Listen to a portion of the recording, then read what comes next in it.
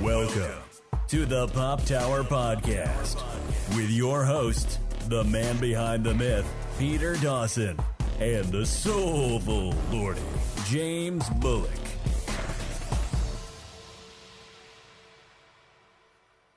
All right, it is the first podcast of 2020, and we'll see how much hindsight matters. Come on, you knew those jokes were coming. No. Yes, it's episode 66 of the Pop Tower Podcast. I am Peter W. Dawson. And I am James Bullock. And we're here to talk about the best video games of 2019, in our opinion. Yes. Obvious disclaimer, we also have not played every video game. Of course, definitely. Like, one of the games I just started playing the other day was, I'm even blanking on the name because, of course, it's no longer right in front of me, and I'm just like, which game was it again? Disco Elysium. Oh, yeah, I've heard nothing but good things about that. Yeah, and I just started playing it now as we're recording, the last day of 2019. So, I mean... And then on the opposite end of the spectrum, I just started playing Need for Speed Heat, and I do not feel as excited. That's fine. So we're going to talk about video games, but honestly, we should probably start with the albatross of this episode, more than anything. Because honestly, this is probably going to be more controversial than our opinions on best games of 2019. Yeah, and just gaming in general in 2019. Yeah. Star Wars. Yes. We're going to talk about Rise of Skywalker, and absolutely nothing bad is going to happen about this. No. Okay. All right, let's get the dread out of the way. So, we got the third episode 9 of the sequel trilogy, which is kind of like the perfect counterpoint to the prequel trilogy, because here's the problem with the prequel trilogy, for those who are unfamiliar. Or the sequel trilogy, actually. No, prequel. I'm going back and forth here. Yeah. So when George Lucas did the first 3 Star Wars films, one of the problems he had was he didn't start writing Return of the Jedi until way later, and by the time he was writing it, he was also very focused on Skywalker Ranch and a bunch of other projects. Right. Which is arguably why the script kind of became a bit of a mess. Plus, he decided against doing a sequel trilogy, so he had to scrap some of the ideas that would have set up the sequel trilogy. Like, in particular, the Emperor was not supposed to die at the end of Return of the Jedi originally. Right. And then the main protagonist of the sequel series was supposed to be Luke's twin sister. The other that Yoda had talked about in Episode 5, because it wasn't supposed to be Leia. So you can see where it's like, oh, because he has to hastily scrap the sequel trilogy, this is why some of the stuff in Return of the Jedi felt kind of phoned in. Plus, originally at one point, they weren't supposed to have another Death Star. They were supposed to fight on the Imperial capital. Right. It wasn't supposed to be Coruscant. Right. But they really wanted the Ewoks, and they couldn't figure out how to put Ewoks on the Imperial capital. Mostly because the Imperial capital was going to explode. So, yeah, you can't exactly blow up the Ewoks. Not that I'm sure some people wouldn't have minded that. So that's what happened with the original concept for the sequel trilogy. Now, the prequels, what basically happened was George Lucas had a decent idea of how to pace the prequels, and then screwed all that up because he didn't want to lose a scene with young Anakin leaving his mom. Mm-hmm. Because originally the end of the first movie was supposed to have Anakin becoming a bodyguard to his eventual wife, Padme. Right. He was supposed to go to her bodyguard at the end of the first film, and the end of the second one is when they get married. And that pacing makes more sense, because, there would have been a gap in between to allow for the romance. He wouldn't have had to have, the long, cheesy, romantic scenes of Attack of the Clones. But, because he was so desperate to have the scene where Anakin leaves his mom, and he likes to not have flashbacks in Star Wars, which is another important thing to keep in mind for when we talk about these movies, he ended up changing the plot of Phantom Menace, so he had very little plot to work with in Phantom Menace.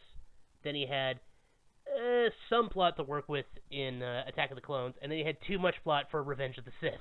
Yes. Which makes sense, because, when the plot's really moving in Revenge of the Sith, it's arguably the most engaging the prequels are. Yes. So, So that's the quick history of the previous two trilogies. Now, this trilogy, it seems like they wanted to make a trilogy before they really thought out what they wanted to do with it. Yeah, it was really like we had the characters and we had the universe, but we don't necessarily know how we're going to tie it all together. Yeah, which, man, does it show. Yeah. Because, I mean, like, it's like, the prequels, I don't know, they had a clear plan, it just wasn't great. Right, and that was the thing, like you said, with that, like, they had the plan, and they just had to figure out how to put the pieces together. And like I said, some of the times the pieces just didn't fit too well, but at least it had a plan. You can actually get the outline and the idea of like, oh, this is what they wanted to intend to do, but it just didn't pan out too well. Yeah, I mean, like, you can, almost all the concepts are good. Right. In the prequel, I would happily argue. I mean, there's probably, like, the style of romance we saw, I mean, that's probably the biggest critical thing I could have about that, because it was not Lucas's strong suit. It was not very well done. There's a lot of problems there. But, I mean, like, if you look at Phantom Menace, you know, just the general battle against what starts as a simple, weird invasion diplomatic incident ends up starting the chain of events that leads the guy to become the Emperor. Right. Which, in hindsight, you know, is very intriguing. Plus, you have the introduction of Anakin and why he's considered to be so important to be a Jedi, even though it would ultimately be the downfall. Now, of course, they turned it into a weird, basically space Moses thing, which was not necessary. But, I mean, that was probably partially just the influence over how popular Darth Vader had become. It's like, okay, let's make him a Chosen One. Because there's nothing wrong with Chosen One narratives. Right. Except how overplayed and overtired they are. Yes. And then, of course, Attack of the Clones. If nothing else, we had the interesting mystery aspect, which was kind of neat. And, of course, we had the big battle at the end and everything. And then, Revenge of the Sith, I think, is generally, some people consider it better than Return of the Jedi. Yeah. Like, I was thinking about that, too, when you were bringing it up. Like, Sith is definitely, like, the standout post the original trilogy. Yeah. I mean, it is kind of damned by faint praise by being the best of the prequels. But at the same time, it's like, well, no. It's a really good movie. Yeah.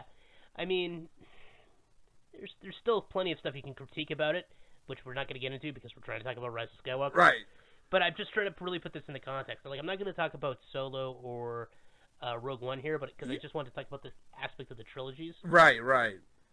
But, yeah, so in this case, we had Force Awakens, which was ultimately a very blatant retread of classic Star Wars tropes, but was still pretty fun. But the film just sort of stopped, which is really kind of a thing that J.J. Abrams has a problem with. Yeah. That was one of those things where, like, I walked away feeling like, hey, that was nice. That was almost like a nice introductory point, which it should have been. You know, it's the beginning of a new trilogy, and maybe, you know, for a brand new audience that don't necessarily know how the Star Wars lineage is and how it works. But like you said, the ending and the way it came about was like, okay, that's how we're going to leave it here with this? Yeah, because, like, you know, say what you will about the cliffhangers in episodes 4 and 5. At least at the end, like, there was no dangling thread that literally had to pick up minutes later. Right, exactly. Or even moments later. Like, that was probably the big glaring problem with Force Awakens. And then, of course, that led into the problems that Last Jedi had to deal with. And I will happily defend some of the decisions they made in Last Jedi. Right. But not all of them. Oh, yeah, boy, it was still rough. It was still a rough one. No. Like, I am not going to say Last Jedi was brilliant. I appreciate what Last Jedi tried to do, but, I mean, I also appreciated what the prequels tried to do. Exactly. So, again, arguably damned by faint praise. And now we get this one, Rise of Skywalker, which... So Force Awakens was basically a big Star Wars tribute band. Last Jedi was trying to, you know, add moral complexity to the Star Wars universe and really expose the character flaws of our protagonists, but arguably by basically having the heroes fail all movie, maybe tried to out-Empire and not necessarily in the best way. Yeah, this was the band that got to the point where they actually have found their rhythm and decide, you know, we want to switch it up a little bit. And we know people are going to accept it for that. We're still going to keep our fans, but it's going to be a little bit different this time. Yeah, and some of the differences work. Like, I really love just the fact that they're talking about, I was like, yeah, this arms dealer is selling to both sides. Right. I mean, it's not as simple as good versus evil, but, I mean, they still played into the classic Star Wars theme of just hope and humanity. Like, that I love the final shot, as kind of random as it feels. I was just about to say the same thing when you brought that up, the hope and uncertainty, and just to feel like everyone can be as powerful as a Jedi as long as you have that hope in your heart. And like I said, that final shot was so inspiring. I love that ending when it came to The Last Jedi. And it arguably pays off really well here in Rise of Skywalker. Yes. But, so Rise of Skywalker, okay, so the first one was a Star Wars tribute act. The second one was trying to, do a darker, Empire-ish type tale. Mixed results, maybe. This one goes straight anime. Yes. This is so much a Star Wars anime, it's not even funny. This is the band that heard the backlash from their last album. And you know what? We need to go like we used to, but even bigger. Yeah, and as a result, like, I will say this, the film sets the tone perfectly with the very first part of the text crawl. Mm-hmm. I'm gonna slightly spoil it, but I mean, this is... Yeah, but this is out there. This is already out there. I mean, this was in one of the teaser trailers anyway. The text crawl is "The dead speak." Yes. And I'm just like, all right, I know what we're in for. Because, yeah. If you're not looking forward to a Chosen One moment here, you are never experiencing anything else in the rest of your life. And I gotta say, by the way, some of the leaks that I heard for this movie, while they were true, they made it sound way worse than it was. They did. They really did.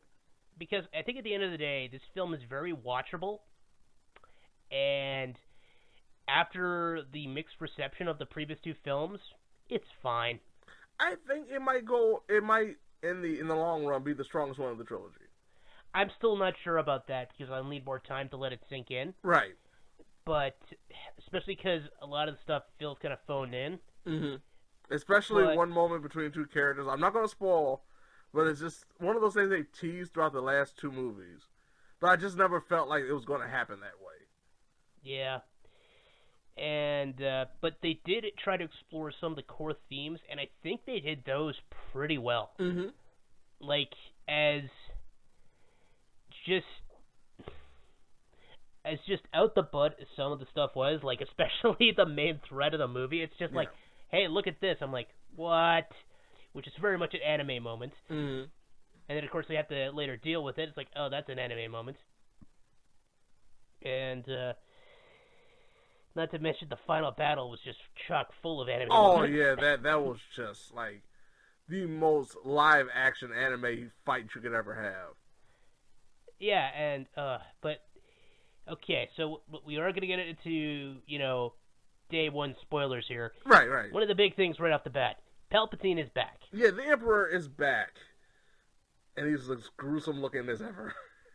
And he's as over the top as ever. Yes! Which is fine, because he was always over the top. Right, it made sense. Like, I'm glad that they kept that kind of hokiness to his character. I know, honestly, that's one of my favorite parts of Return of the Jedi. Because he's just this overconfident, sarcastically mocking, just... Yeah, take these lightning bolts. Well, I'm just thinking, I'm afraid the shield will be quite operational when your friends arrive. Yeah, no, the Emperor's classic over-the-top hokiness is back. Now, a lot of people were worried that having him be alive was going to negate Vader's sacrifice in Return of the Jedi. Mm-hmm.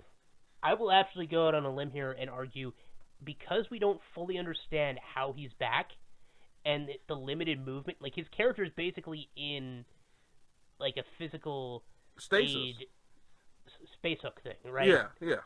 And it's entirely possible he's just a clone. Right. Because Like, they actually have an explanation as to a part of him being a part of this trilogy. And, like, it makes sense that maybe he had some backups and some measures to make sure that if something did happen to the original Emperor, that he would be okay. Yeah. Like, I'm perfectly fine with that. And one thing, of course, as we all know, if you don't see the body die on screen, don't expect it to be completely dead. Yeah, like, you know, they ultimately leave it up to your interpretation, which is probably the best you can do. I mean, as much as I would like an explanation, it's one of those things. I've seen this argument before, and I kind of agree with it. You don't need to explain in explicit detail every single thing. Yeah, I'm actually fine that he came back. I was perfectly fine, especially when the character was as normal as he could be. He was that character. The Emperor was the character that I've always wanted, as the Emperor is throughout the Star Wars lineage. So I'm perfectly fine with him coming back, even if it's like not the most explained way of, hey, he actually should have been dead, but no, he's back. I didn't like the fact that it just kept calling him Palpatine, though. I liked it. He sounds less menacing if you just call him Palpy. That's the thing. Like, I did not. If you're gonna call him Palpatine, you better put Emperor in front of it. Yeah. Put some respect on his name. Like, that was ridiculous. I loved. Just call him Emperor or Emperor Palpatine. You cannot be calling him Palpatine all the time. Yeah. That was probably one of the most glaring issues I had with he's just like that neighborhood kid that everyone just gets sick of. Like, that's all. That's the way it came across. Stupid Palpy from down the street. Yeah.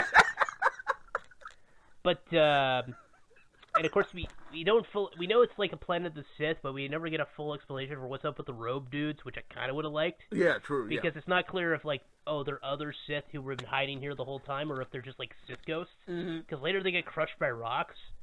So I'm like, so are they real? I thought it was like a metaphysical manifestation of like the spirits of the Sith. I was about to say the same thing. I thought it was a physical manifestation of the spirits. That's what I really thought. Yeah, but yeah, like that's something I would have liked an actual exposition on, because they're around for like the whole movie and they're like this court of robed people, and I'm like, well, okay, because I mean this series has been, I mean as far back as Empire has shown metaphysical stuff to the audience before. I mean that's not unusual. And we even have a moment in the movie that kind of plays out with another character. Yeah. That you can question. We won't spoil that. Yeah, no, I won't spoil that. But it was you got to question whether or not that was a sequence that was real, or was that an actual metaphysical. Was that a physical manifestation? Like, it's just one of those things, because the Star Wars lineage and lore has produced those moments where you kind of question, hey, is this actually real, or is it just maybe a figment of someone's imagination? Yeah, no, that was actually really well done. I loved it. I thought it was great. And they continued one of my favorite things from Last Jedi, which was the connection between Rey and Kylo. Right. Because I loved just the minimalist Force connection they had, where they could communicate across great distances, and you would see where they're standing, but they would be looking at each other, and you would get the implications that they don't entirely see where the other person is. Mm-hmm. And it was only, like, at one point, like, they used it as a plot point, because at one point, Kylo doesn't know where Rey is, but then he sees something interact with her, because you can still kind of see that their connection, and, like, that's when it tips them off. That's where you are. Yeah. Yeah, and those elements, I think, are really, like, this Force, I think they called it the Force Dyad, mm-hmm. which, yeah, like, this builds on what happened in the last movie, so even if they didn't say it in the last one, which I don't remember, I mean, this is building on, so I'm not afraid to spoil that. No, like, their characterization in general is pretty good. Yeah. Palpatine over the top, delightful. Finn and Poe get a decent amount to do.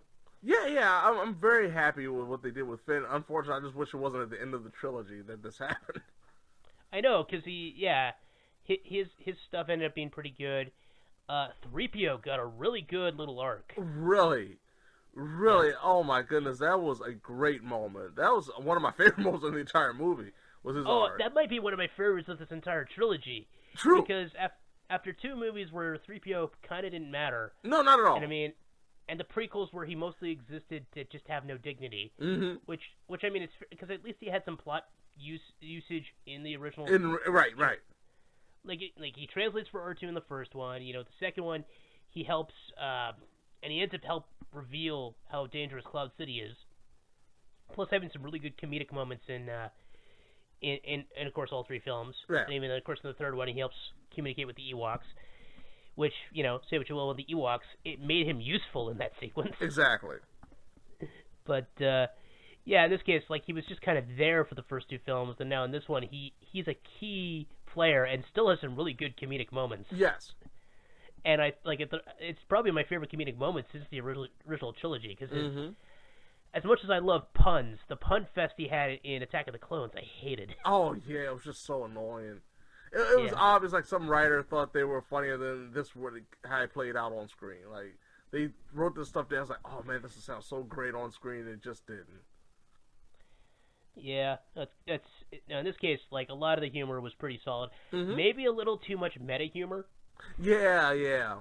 The flashlight lightsaber bit was a little forced. Yeah. I'm not saying it wasn't funny. It's not like it wasn't funny, but it was one of those things like, oh yeah, you would go there, wouldn't you? And there's a particular joke that's meant to be a heartwarming moment at the end of the film, which I really kind of hated. Because I'm like, that's just a dumb meta joke. Yeah. You could have done anything else. I mean, there would have been much better character, because I won't get into it, but I will say one of the characters, they gave him stuff to do, but I kind of feel they still could have done more with him. Chewie. Yeah. Like there was one point where Chewie was just screaming, like you just had him kind of like that background noise. He was like a physical version of how the crowd should react at certain moments. Yeah, and like they put value on Chewie, which I do appreciate, but then I don't think he got a good payoff. Which not at all. No. Especially because, like, I want to get into one of the things that really drove me nuts about this film. Okay. There is so much bouncing around. Yeah.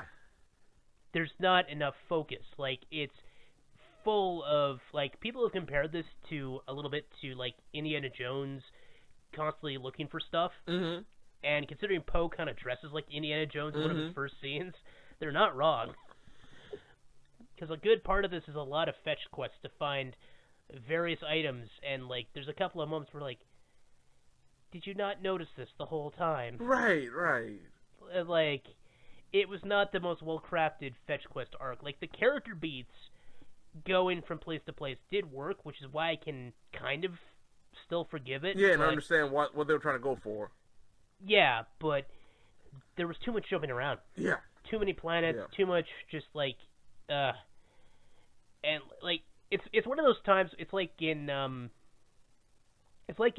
Spectre, where every part of Bond's journey in that film, you understand why it's there, but you still think it could have been cut down. Yeah, exactly.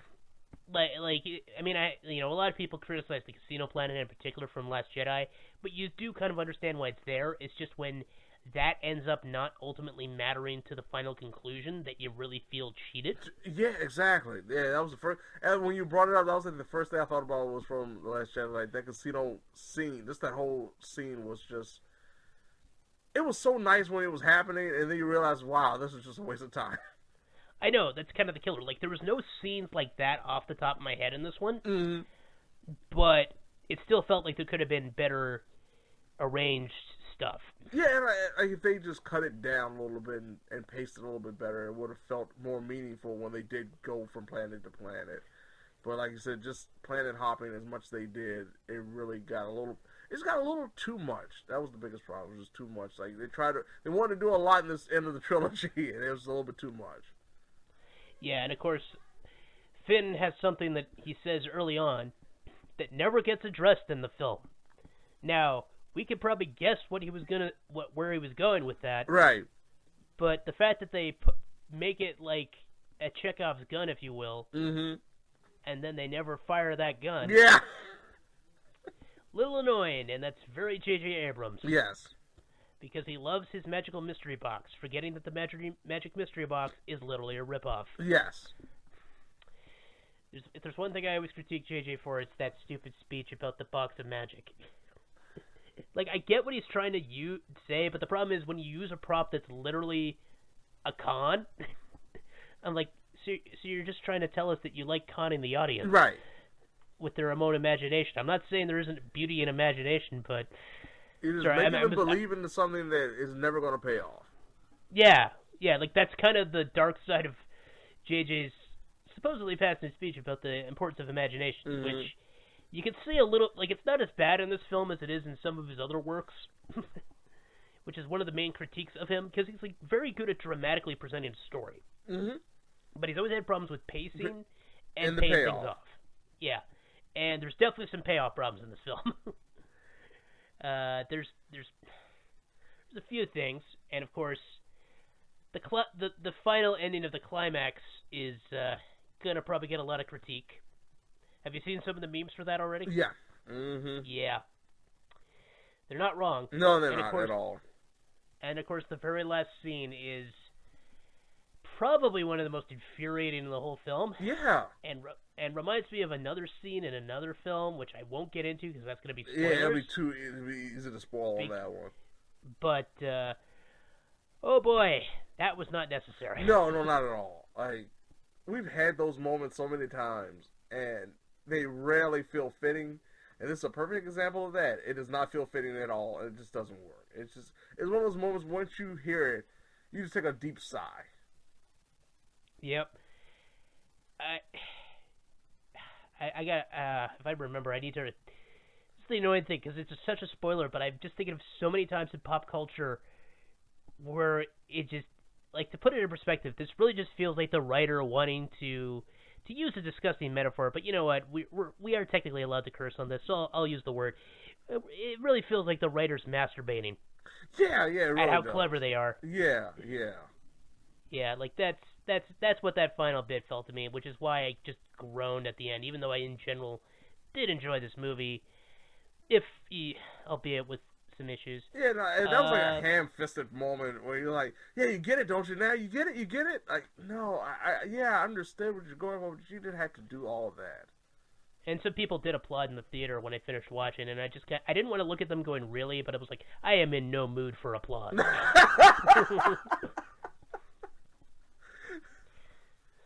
That's the thing. It's one of those movies where I walk away and I'm like, okay, that was a fine film for what it was. Wasn't a great Star Wars movie, but it was a fine film to sit there and kill a couple of hours. And I think that's a lot of people that probably that gave me like that hand clap, or probably those kind of fans that are like, wow, that was a nice couple of hours killed. That entertained me, but they're not necessarily emotionally invested in the actual Star Wars franchise. Kind of reminded me of Valerian in the City of a Thousand Planets, which I also enjoyed, but there were some issues, and I kind of was left with the same feeling. And like, I'll defend that movie, so I'll kind of defend this movie too, I guess. But at the same time, just a few moments are just like woof. Yeah. So, do you want to give any other particular things a shout out? I got one more thing I want to shout out. No. Like I said, that's pretty much. I'm fine with the film. Like I said, maybe I have to sit on a little bit to say if it's the best of this part of the trilogy, but it's not the greatest. It's not as bad as what a lot of people expected it to be, like you said, with the leaks that came out. But there are definitely some glaring issues that really take it down several notches. Yeah, well, let me put it this way: if you've read the leaks, I'm just gonna say we already said they don't fully explain how Palpatine's back, which was one of the things that was in one of the leaks. Mm-hmm. So you know that's not true. I'm going to mention two other right off the top of my head. Okay. One, Palpatine does not blow up the Millennium Falcon. No. That was in one of the leaks, and I'm just like, that sounds dumb. Yeah. And what was the other one? I remember we were talking about, like, that was the one you pointed out. Initially, like, that sounds there was discussion. There was discussion about a bunch of planets getting blown up. That doesn't happen. Yeah. But like I said, I remember the Millennium Falcon one when we were talking about it before, and he was like, "This just sounds so stupid if this is true." Yeah, and thankfully it wasn't as stupid as it sounded. And honestly, the execution of some of the more questionable scenes was just still pretty good. Mm-hmm. Like I don't. Even if you read things that sound dumb, some of them will probably look better in execution than you might think. Then they come on paper, yeah. I can understand still disliking them. Like, there was a really cool scene that I thought sounded dumb initially. Saw it, thought it looked cool, but I still kind of don't like. Right. But I'm more on the fence than I expected to be, which is a good sign. Yeah. Like I said, on paper, especially when it comes to the leaks, it didn't look like it's going to be as decent as it was. Yeah.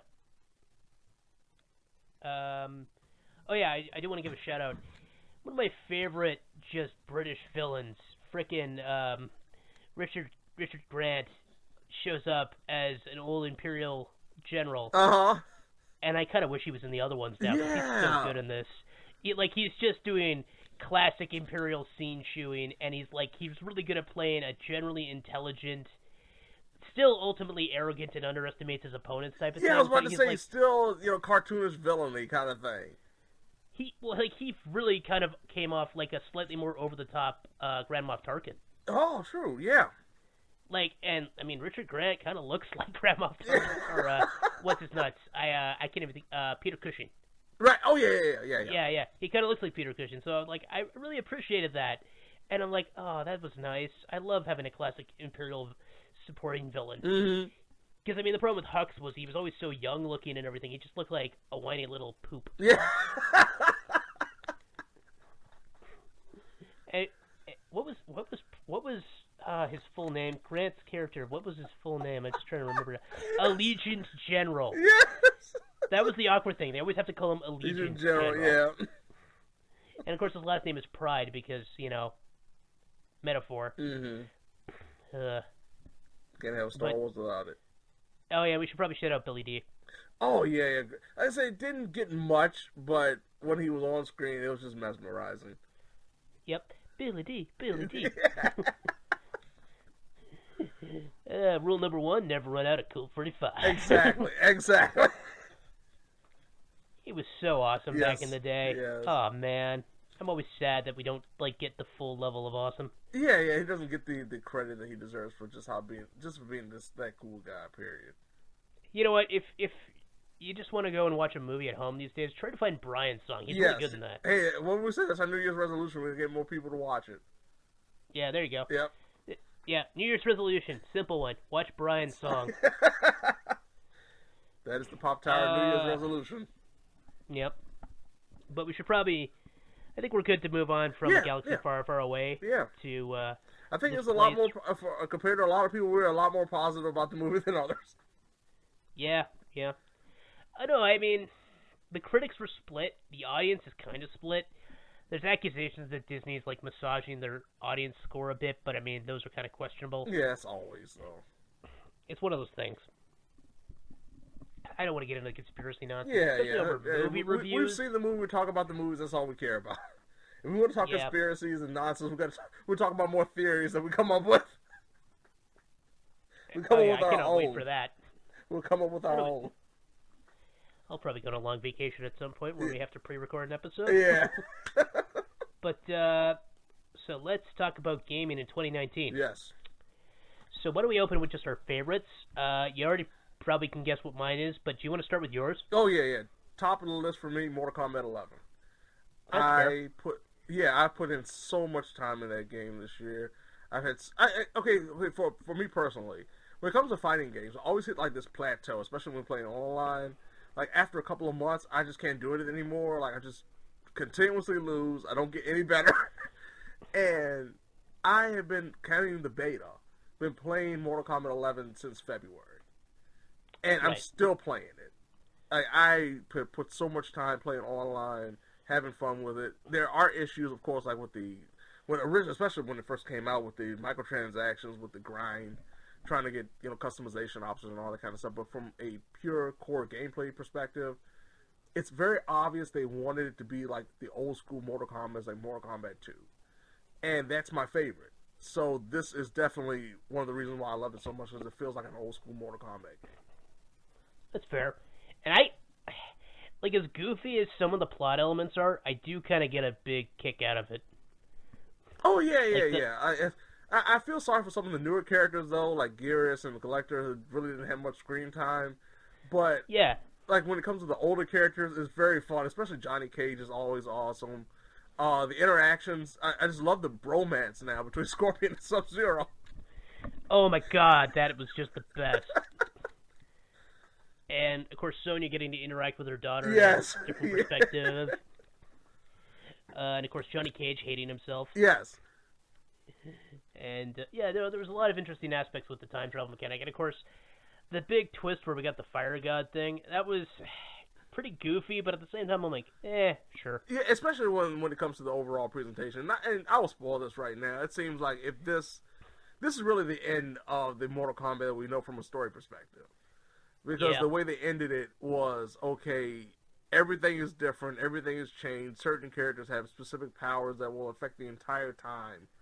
And going forward, there may be a chance that we may not see a lot of these characters, if any, after whatever, if we ever get a Mortal Kombat 12. Yeah, it could be, the next one could be a whole reboot. Yeah. Which, I mean, I'm curious to see how much they're going to experiment with that, because they potentially have the opportunity to do a Mortal Kombat game without Scorpion and Sub-Zero. Mm-hmm. Which sounds like blasphemy. I mean, you think about just the backlash that the older Mortal Kombat games, especially the PS2 era games, had when it came to the roster. And even going back before that, the backlash of Scorpion not being in Mortal Kombat 3. Oh, yeah, absolutely. Yeah, so I couldn't imagine how the reaction would be without a Scorpion or some kind of variation of Scorpion and Sub-Zero in a Mortal Kombat game. Yeah, watch. We're just going to get a bunch of new characters that are basically the old characters but with new skins. Hello, I'm Praying Mantis. Yeah, I was about to say, we would have Tarantula. He has a web that shoots out and he says, "Come here." So yeah, Tarantula versus Tundra. Yeah. And then they meet their other pal, Lizard Man. Yes, it's Alligator. That'll be Alligator. I just like phoned in names for legitimate. Although Alligator's still not great. Yeah, exactly. So this is generic as anything can be. And then the new protagonist, Yu Tang. Yeah.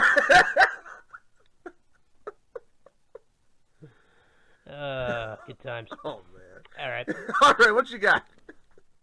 Well, no shock. My favorite game of the year came out near the end, but is a game I'm going to play even more, and it's The Outer Worlds. Because it's exactly the kind of game I love. I mean, I've got a few genres. I love a lot of sandbox games, though, in particular. Like, I've been working on my favorite games of the decade. Right. And I think half of them are basically sandboxes to a degree. Wow. I mean, one of the hard ones I had to do was I had to try to figure out between Red Dead Redemption 2 and Red Dead Redemption. Oh yeah. Yeah, I wrote up my list. I actually have it, and I was looking at it for my list. I got one game from every year. And like you said, it was so many certain ones that came out in specific years that I forgot that came out when they did.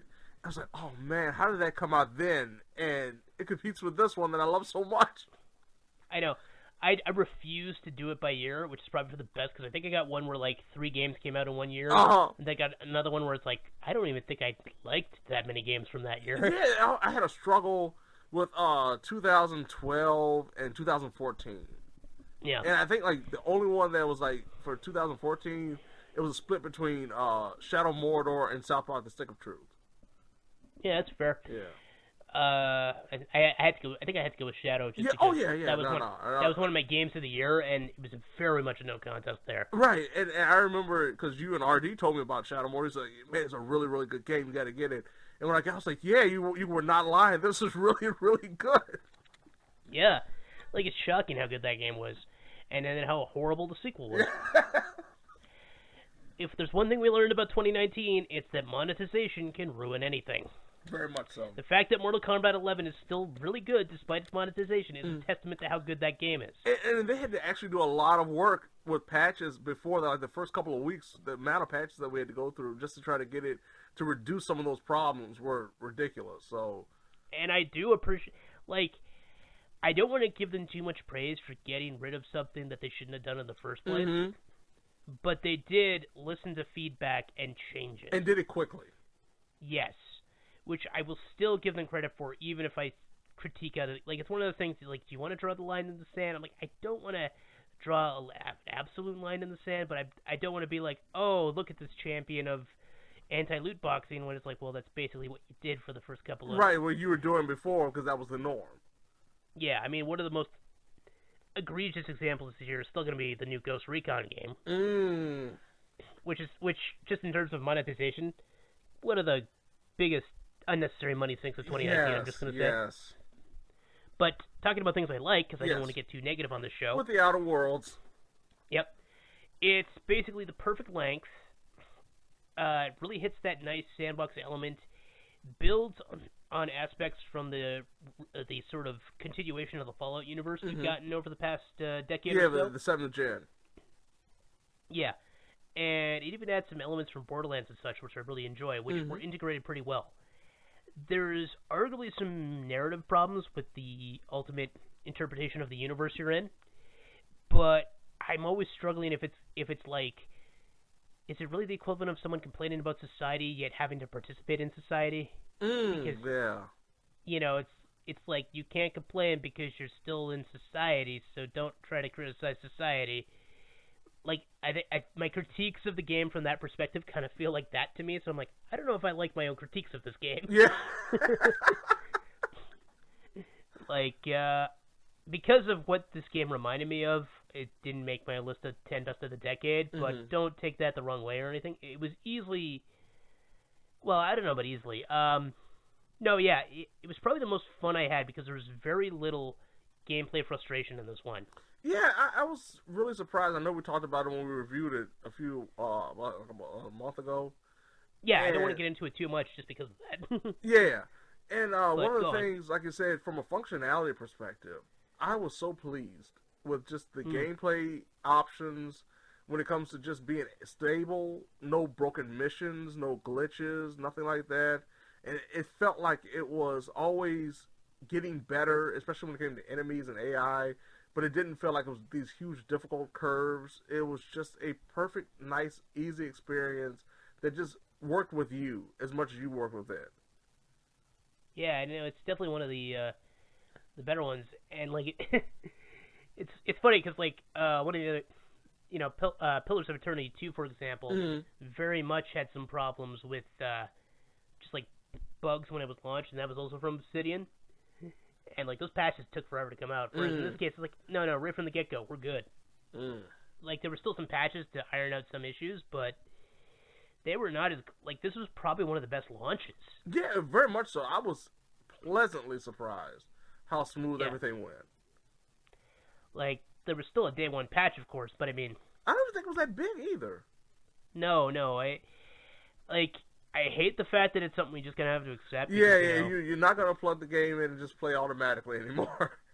No, because plug and play is still one of the thing I miss the most about modern gaming. Same here. But I can live with it, I guess. It's just an annoyance, yeah.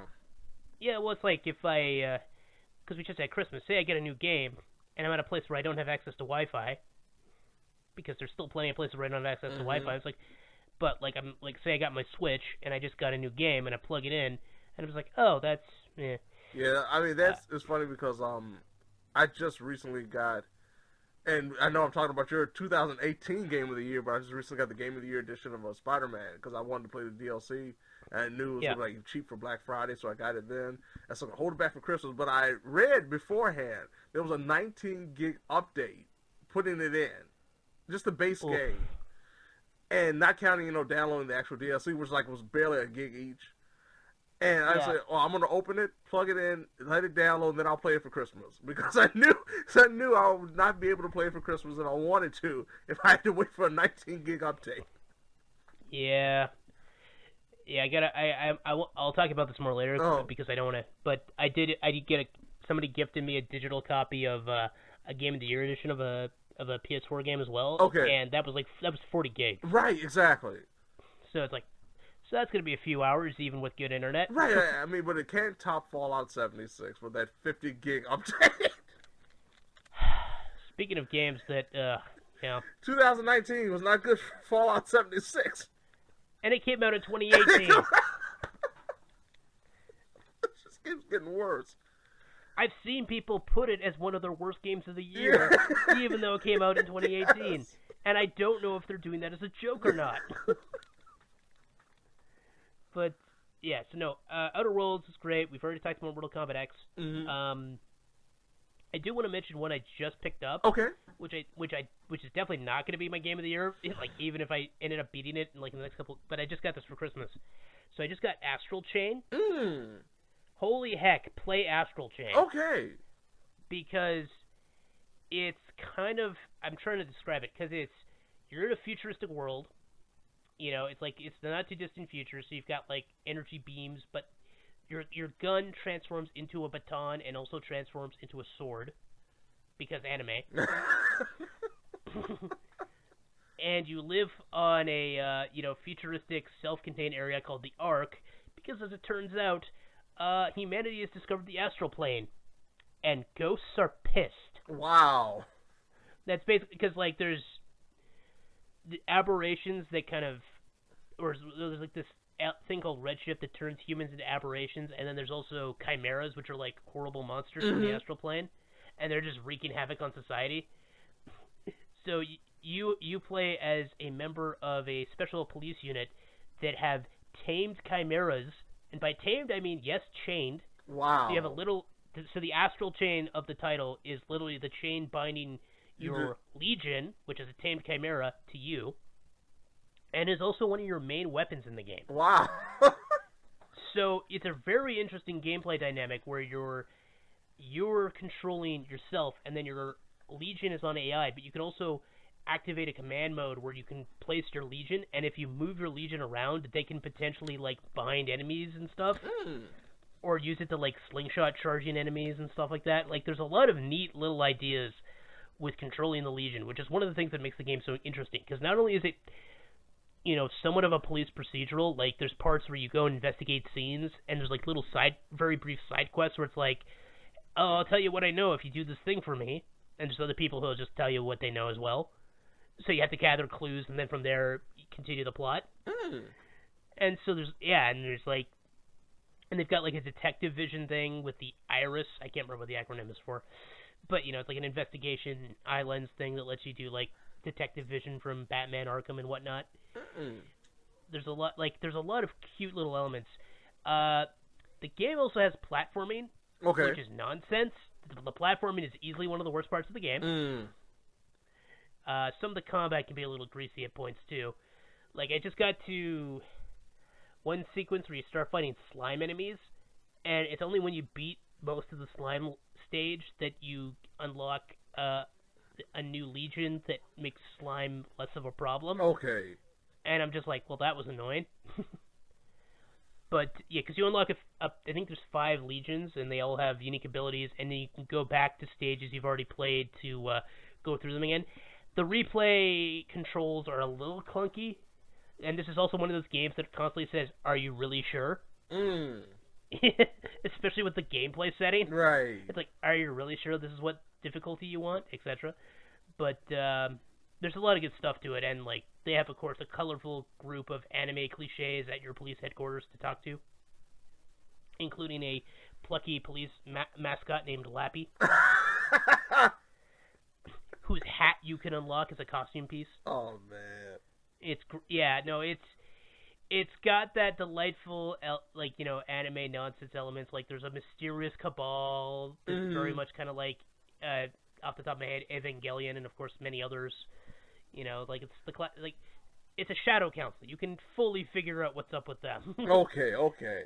You've got a mysterious leader of your organization that just looks evil from the get-go. Right. So I'm expecting him to be one of the true villains of the game. I still haven't beaten it. There's like, there's the plucky pink-haired dispatcher. Although she's not like a teenage girl. She's like an actual mature woman. So that's a nice change. There are plucky vaguely teenage girls around, but she's not one of them. And like the combat, like I said, is kind of Dark Souls-y because they do emphasize dodging as well as Legion maneuvering. Okay. But it's not as intense as that. And they even have an element where you can get resurrected if you die. Okay. Because they have like an automatic defibrillator type thing. So that was a nice touch. I do recommend it for the Switch. Like I said, it's got problems, but I still am having a lot of fun playing it right now. All right. You have any other ones you want to mention? Yeah, well, I mean, if it's talking about anime, I got to talk about one of the ones that surprised me the most was Indivisible. Oh, yeah. Yeah. That was... I have... No, what were you saying? Sorry, go. I was going to say, I did check that out a bit. Okay, last good. talked about it. Yeah, it's pretty good. Yeah. from just an overall gameplay perspective, I enjoy it. It's just that Paper Mario kind of feel, and it's just really good Mario and Luigi. And like I said, another game we talked about, we've already done a review of, so I'm not gonna go like into an exorbitant explanation as to what it's about. So just check that episode out. But no, it was one of those things that I had no idea about it before it came out. Then I heard some reviews about it. I tried it. And I was like, wow, this is actually a really fun game. It's a solid story, not too long. Like you said, nice little length to it without it being too pricey as well. I think it's like $40. Brand new when it first came out. It might be even cheaper now, but I'm thinking it's still probably $40, which is still a great deal for it. Great characters, nice little bit of humor, and to me, like I said, the combat is just absolutely phenomenal. The worst part, very much like you just know the Astral Train, like the worst part to me is the platforming during the latter levels. Like the final dungeon is just a headache to get through. It's ridiculous. But yeah. but the only thing that makes it better is that it's got one of the best final dungeon themes I've heard in so long. Like, I love the final dungeon theme. That's fair. I don't know if there's much else to say about that one. No. Like I said, we've done a review of it already. And I just wanted to say, like I said, it's still one of my favorite ones of 2019. That's fair.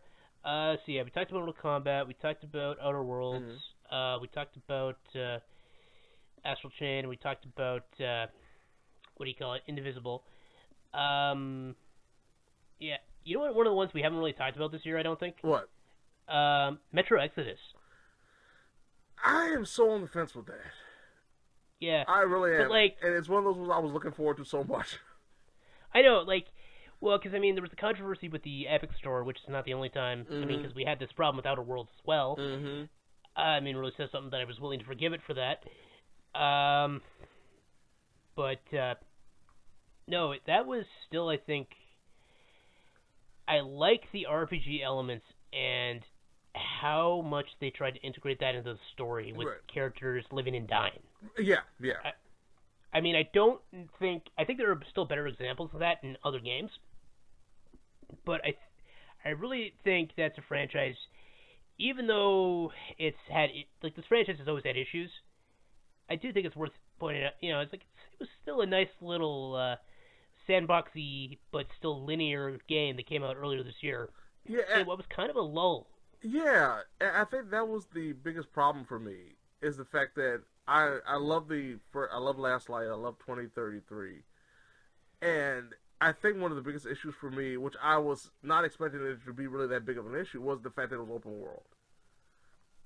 Like, I just naturally enjoy the story and the presentation of the Metro games in a more linear fashion.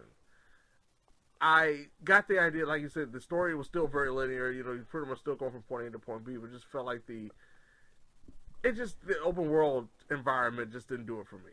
And like, it actually adds to the full blown survival aspect of the Metro game. So I do appreciate what they were trying to present, but it just didn't fit that for me after playing the first two games. All right, fair enough. I want to give it some of a shout out. No, but like I said, I was really looking forward to it, and I actually do, because it's on our Game Pass, and I just re-upped because like during this season, I think it was like you get 3 months for $15, and regular is $45, so I re-upped on Game Pass, and it's a part of Game Pass, so I'm planning on re-downloading it and trying to replay it again just to see if maybe I feel a little bit different about it. Yeah, all right. And of course, we have to quickly shout out our Yakuza games, because we got Kiwami 2 as well as Judgment this year.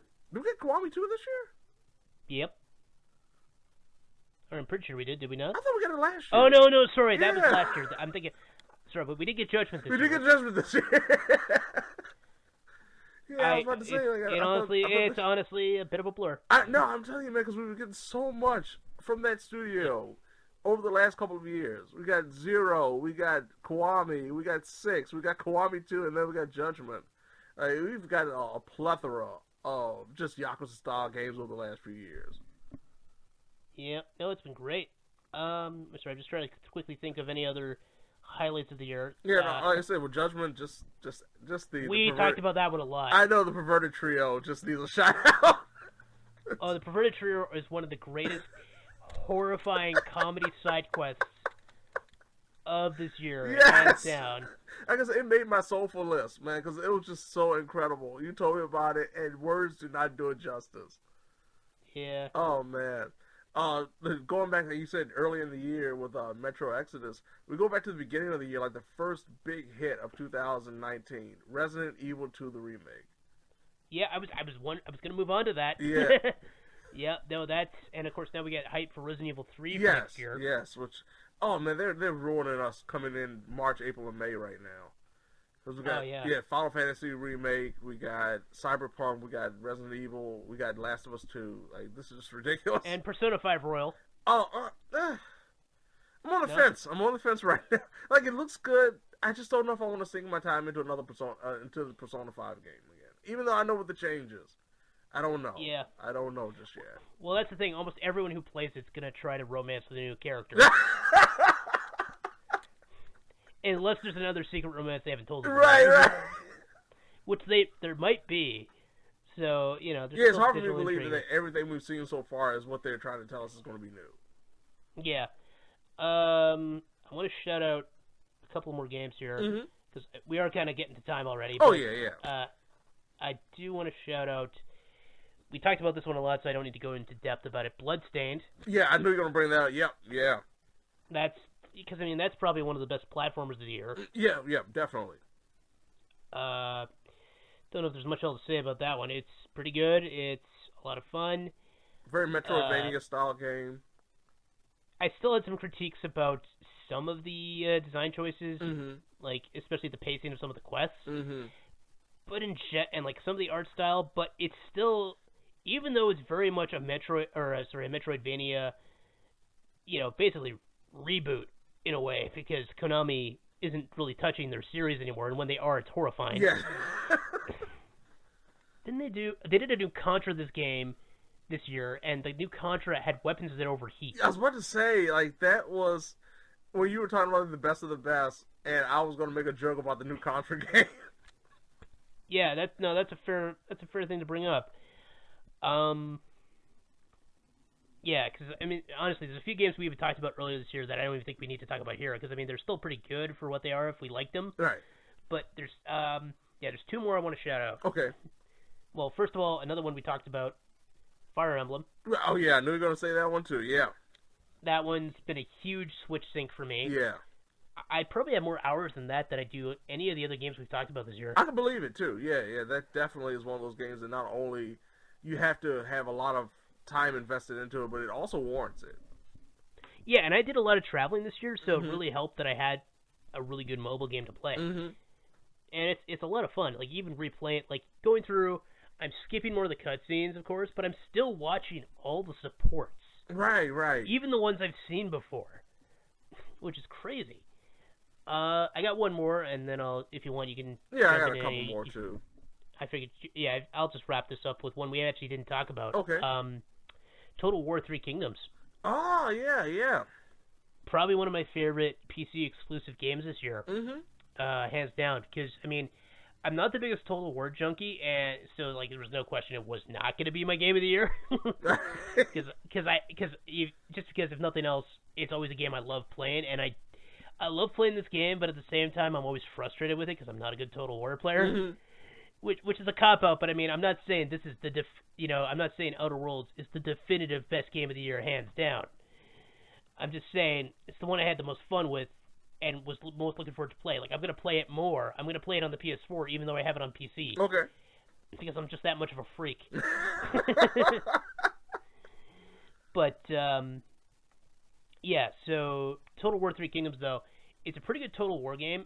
And it's got a really interesting element because it puts more focus on the officers because in historic figures, which kind of makes sense because, if you're familiar with what's happened with Three Kingdoms in a video game context, especially with, like, Dynasty Warriors, as well as the Romance of the Three Kingdoms video games, you kind of see where they're coming from. So they did their own spin on that with interesting elements like duels. And there's like I forget the exact name of it because it's been a while since I played. I haven't played in a couple of months now, but there's like a legendary mode where you can, where the heroes just feel all the more superpowered. And like it plays more into the Romance of the Three Kingdoms book aspects, which is not historically accurate. It's kind of, it's like a romantic fiction version of history, whereas they also do a more historic interestingly grounded version. So you get an interesting romanticized version of history versus grounded history, but with the same people. And the core gameplay with all the different units and everything is very well done. I could get into more of the nuance there, but I'm worried I'm just going to lose people. Especially because we're going long, and it's like, oh yeah, let me give you like a 15-minute explanation on how gameplay in Total War I don't know if it works. Yeah, no, but it's pretty good, and I do recommend it. You said you had two more you want to talk about? Actually, I thought about another one, but I'll definitely get past that one. One I want to bring up, like I said, another one we talked about, I thought was like just more of the same, but it was still good enough because the game is still that fun. Borderlands 3. Oh, yeah. Yeah, no, I mean, it's Borderlands. It's more Borderlands. Yep. And maybe not as humorous, maybe not as innovative as the originals, but still, I thought it was a really fun example. It was definitely better than the pre-sequel. And one that we didn't talk about that I thoroughly enjoyed was the reboot of Samurai Shodown that came out this year. Yeah, we had a lot of fighting games come out this year, actually. We really did. Yeah, because we had Dead or Alive 6 as well. I was about to say we had Dead or Alive 6. That was solid. The gameplay is fine, but just like everything else was really bad. Just terrible story, lack of just any modes. But like I said, the gameplay was fine. Samurai Shodown is very similar to that, where it's not that many modes, but the gameplay is really, really fun. Very old school, very slow, methodic. It's not, juggling. It's not Tekken-esque. It's just an old school 2D fighter in the same vein of the old school Samurai Shodown. Just a little bit more intuitive, a little bit faster, but it's still slowed down compared to like a Mortal Kombat or like a Tekken or Dead or Alive. That it really makes you think. You have to kind of figure out your opponent. It's really like the video game, fighting game version of chess right now. You really have to figure out what your opponent could do. Another one that I'm actually a little bit surprised you didn't bring up, and I'm wondering if it's going to be on your list. Death Stranding.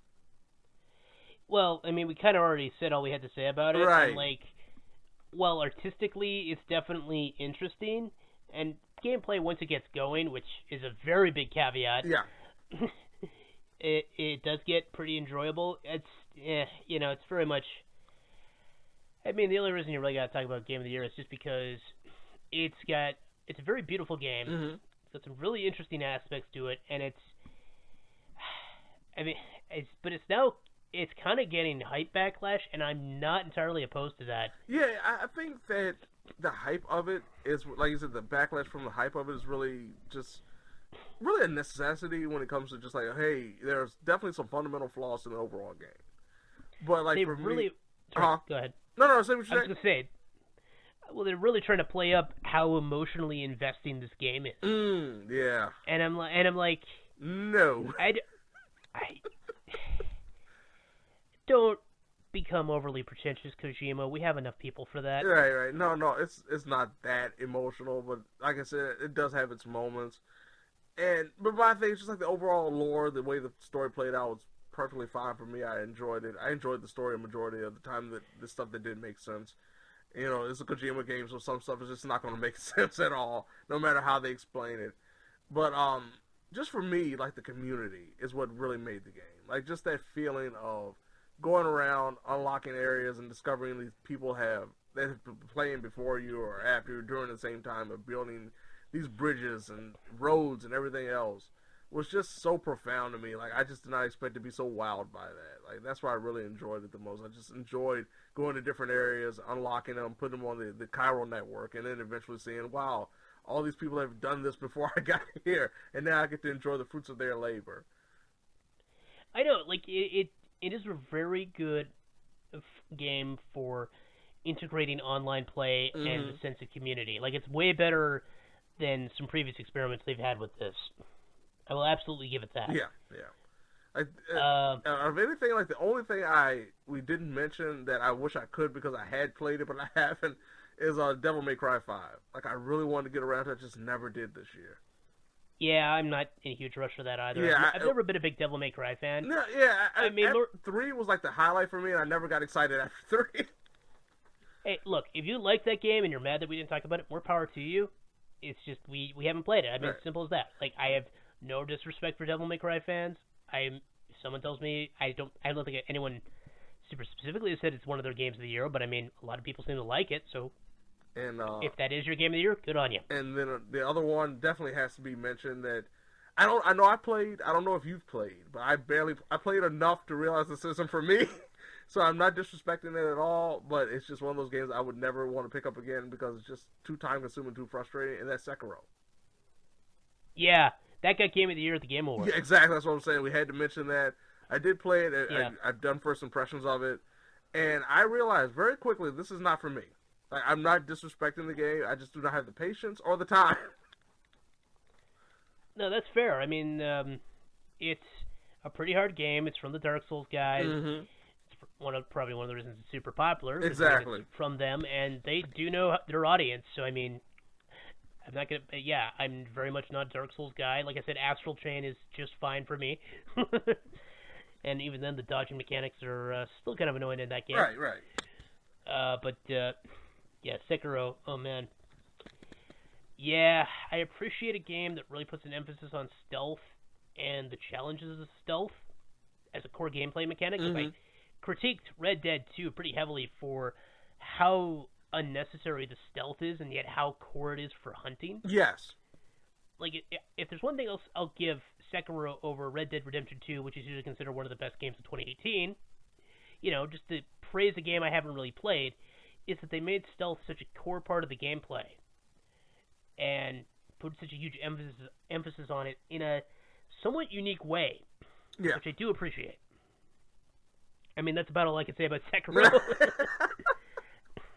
I haven't heard much about the plot, but I've heard the core gameplay is really good for people who like that kind of gameplay. So. Yeah, there's not much plot to go on. Really wasn't. Yeah, well, there isn't really in the Dark Souls games. I mean, there's kind of this interesting meta narrative, but I mean, it's one of those things. Exactly. Yeah.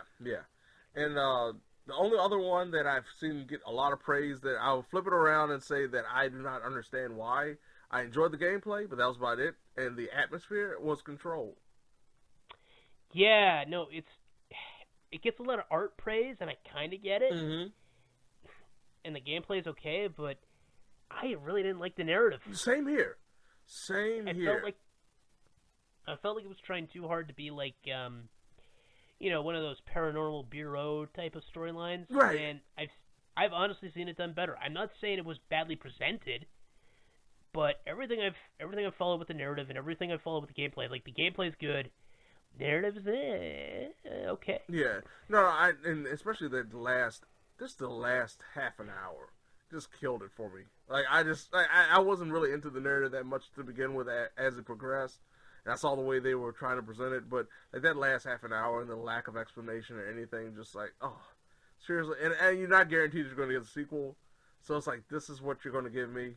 Like, no. Like I said, I appreciate the gameplay. I had a lot of fun with the gameplay, especially when you get more powers. But I just don't understand how people are praising and calling it not only a game of the year, but one of like the best PS4 or at least this generation games that we can have. Yeah. And then there was Kingdom Hearts 3. And that's the end of the episode. Ba-da-ba-da-da. Hey! Ba-da-da-da-da. Happy 2020!